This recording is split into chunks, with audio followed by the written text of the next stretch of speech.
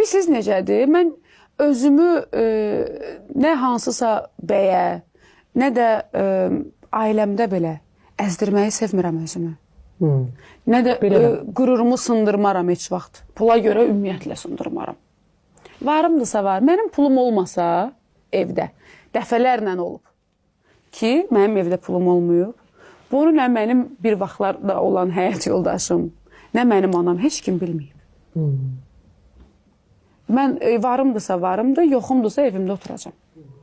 Heç kimə də bildirməyəcəm.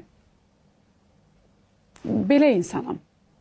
Bilirsiniz, hər insanın zaten maddi olmasa da mənəvi bir problemləri olur. Niyə bir də mən kimisə özümü yüklüyüm ki? Nə gərək var?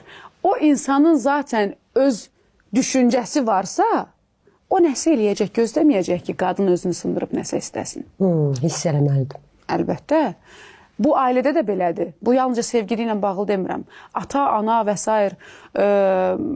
Bacı, qardaş, övlad bunu hiss etməlidir. Gözləməməlidir ki, uşağım gəlsin, mənə detlajı istəsin. Mən şəxsən o valideynlərdən olmaq istəmirəm. Mən ona görə bugün çox işləyirəm. Mən çox üzr istəyirəm böyüklərimizdən. Hamiləliyimin 9 ayına qədər işləmişəm. Bəli. Arıq edin, heç bilinmirdi.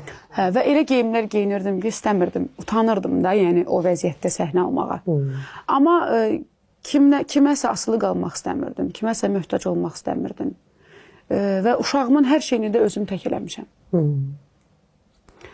Bundan sonra da eləməyə mənim borcumdur. Çünki o uşağı mən istəyib dünyaya gətirmişəm. O istəyib gəlməyib.